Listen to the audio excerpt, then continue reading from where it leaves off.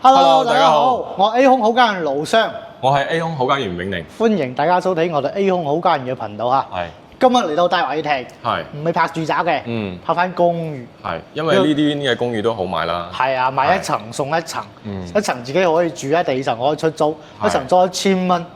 哇，真係好好賣，性價比非常高，而且係馬上交樓啦，6月份就交樓啦，無非都係現樓。其實我哋拍到好多嘅公寓啊，但係都冇呢個性價比高喎。係，因為佢真係買一層送一層，佢使用率達100%以上嚇。係咯。我哋而家就係公寓嘅有冇大門嘅。而家喺公寓1樓嘅大堂呢度啦，呢度就係門禁啦。係。我哋睇到呢度公寓嘅命名係叫商業 A 棟嘅，係可以好明顯睇到啊。呢個門都好靚。入到嚟咧就係大華御庭嘅會所啦。係啦。咁呢邊會所咧有一個比較闊落嘅大堂啦，感覺到舒適。之後咧有個小姐姐坐呢個水吧台喺呢度睇住嘅。係。呢個門都好靚啊，大華御庭寫住。而且呢邊咧翻嚟都有2張梳化俾你坐下，幾個朋友嚟可以坐下傾下偈啊咁樣咯。然之後到翻咗嗰邊就係個會所啦。係。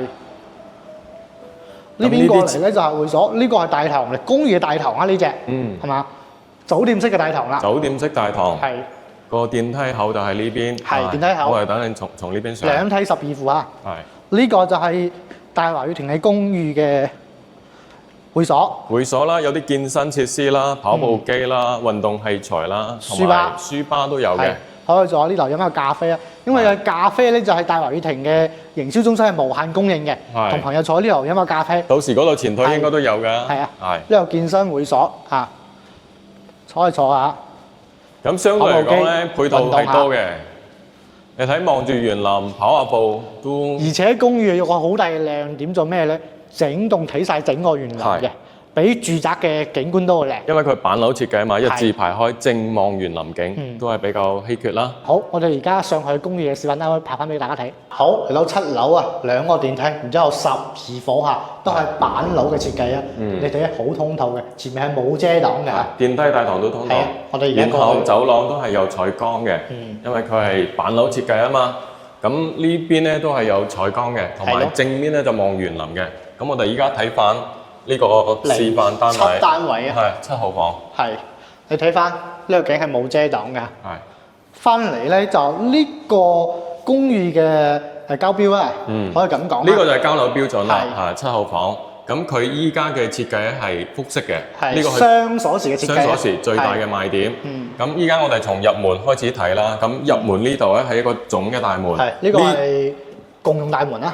共用大門，即係配備咗呢個裝甲門同埋智能鎖啦，同嗰啲住宅嘅交標係一樣嘅。冇錯啦，呢個係房間門啦。第一層嘅房間門。第一層嘅房間門。呢個都係交標嚟㗎。係，第2層嘅房間門就通過呢條樓梯上去，就可以呢個設計好處就可以分租啦。你買一套就可以租2套出去，自己可以住一層，上面租出去都可以。都可以啊！咁我哋入嚟睇翻個佈局，咁入到嚟呢個玄關位咧，呢個係就係洗手間啦，都係3段式嘅佈局啊。有個鏡啊、洗手盤啊、馬桶啊，包括淋浴間啊，全部做好晒嘅。做好晒㗎啦，標配㗎啦。入嚟咧就係廚房嘅位，開放式嘅廚房啊，上面個抽油煙機，上面仲有個櫥櫃，2列嘅櫥櫃，下面收納空間啦，加個小冰箱嚇。呢邊咧就有個洗手盤，加個洗手盤個位啊。係啊。基本上係齊嘅功能性，俾大家睇翻空間。空間呢個係第1層嘅空間嚟嘅嚇，第2層仲加大，第2層可以坐2個房添。呢邊可以做間房啦。因為第2層佢送到個閣樓啊嘛，咁我哋睇翻第1層啦。呢個係因翻自己嗰個居住嗰個需求。譬如話我1層做廳，2層做房，都係 OK 嘅。係啦，都係好。而且第1層咧有個全贈送嘅飄台嘅啦。係啊。下面個花園好靚啊！而家做咗一半嘅啫。係啊。全部做好更加靚啊！呢個冇遮擋，冇遮擋。呢個公寓嘅景觀啊，比住宅仲要好啊！係咯，睇翻呢邊啦，下面個閣樓就係個樓梯位，都唔好浪費，可以做啲收納空間啦。係嘛？我哋而家行翻去樓梯個位，樓梯呢個位咧，呢邊有個電掣啊，總電掣咧，然之後有個可摺疊講機，加一個光纖嘅入戶嘅信息箱啊。即係雖然話係公寓啊，但係所有功能性都係齊嘅，包括對講機。係咯，而且佢有個特點啊，呢2個電箱係分開嘅，就係諗咗俾你租一層，自己住一層，租一層或者2層分租咁樣嘅。係啊，係。所以呢個係真係而且呢個樓梯都係木地板嚟嘅。係啊。係上到嚟咧就係2樓嘅門啦，嗰個入戶門啦，上嚟都係個廚房位。廚房係咁樣嘅，佢有2個廁所、2個廚房，一層一個。嗱，翻到嚟就係2樓嘅空間啦。第2樓就比1樓咧就少咗個飄台，但係佢都係望園林嘅一樣嘅，上面都唔會壓迫嘅，都係要接近於3米嘅啦。係啊，係啦。層高係夠嘅，因為我哋嘅身高咧，感覺上嚟都係正常嘅高度，都唔會壓迫。同住宅差唔多。因為而家係裝修好㗎嘛，可以好直觀地望到。咁通過呢條走廊咧，就係一個洗手間。廁所啊，同1樓係一模一樣嘅。係。再下面嗰條廁所係拉上嚟啫。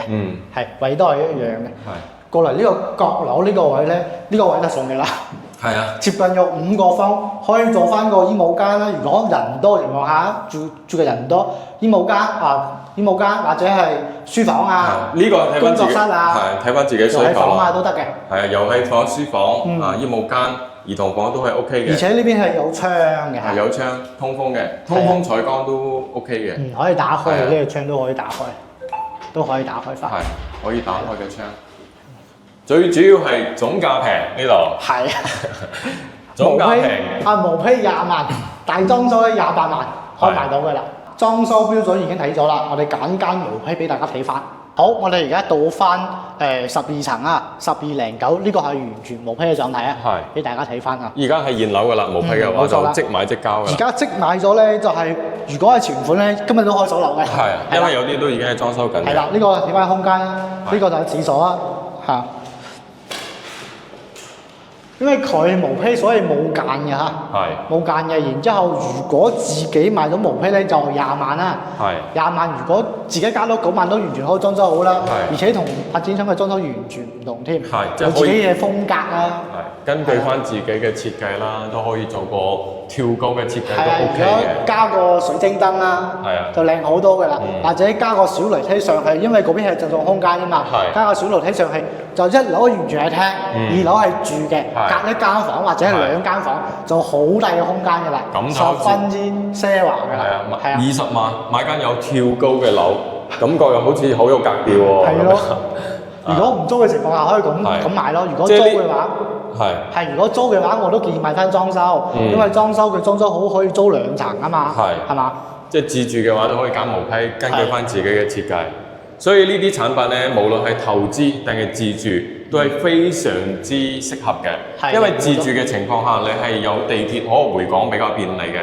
如果投資嘅角度，因為呢度咧係密度比較低啦，同埋佢周邊有產業園啦，佢人流比較多啦，租金都比較穩定嘅。基本上，如果係買2層嘅情況下，大裝修嘅，可以做到租金抵月供咯。